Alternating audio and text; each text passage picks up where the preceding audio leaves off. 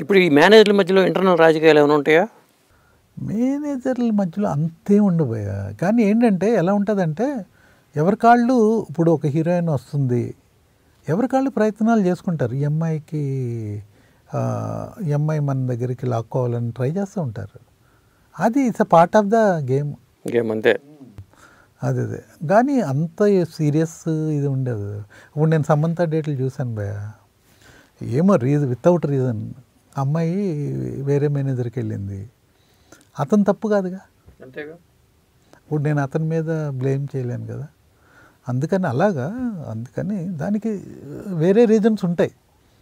ఎందుకు ఇప్పుడు అదే అమ్మాయి నువ్వు ఇండస్ట్రీలో ఉన్నంత వరకు నువ్వే నా మేనేజర్ అన్న అమ్మాయి 4 నెలలు 5 నెలలు తిరిగి లోపు మారిందంటే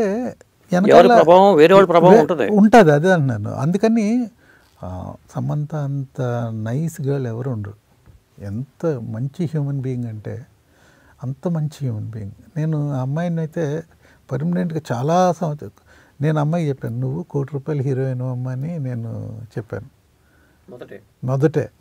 నువ్వు ₹1 కోటి హీరోయిన్ నువ్వు అన్నది అని చాలా తీసేది. కానీ తర్వాత దూకుడు తర్వాత ఆ అమ్మాయికి నేను అప్పుడు కూడా చెప్పాను, ఎంతో దగ్గరలో లేదు ₹1 కోటి నువ్వు తీసుకుంటావు చూడు.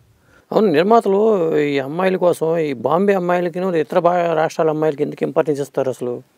ఇప్పుడు మనకి అలాగా ఏం చెప్పలేము. బాంబేలో ఫ్లెక్సిబిలిటీ ఉంటుంది.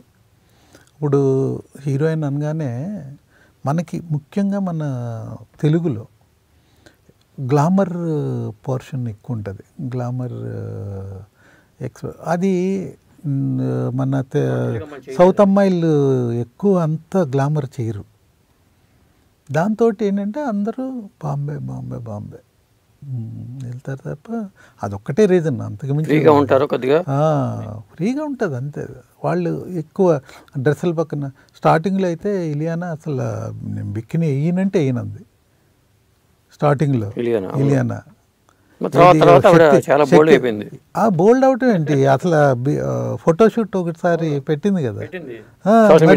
అందుకనే ఏంటంటే అలా మారుతూ ఉంటాయి. అలా ఇలాంటి ఇంట్రెస్టింగ్ వీడియోస్ కోసం తప్పకుండా మా ఛానల్ని సబ్స్క్రైబ్ చేయండి.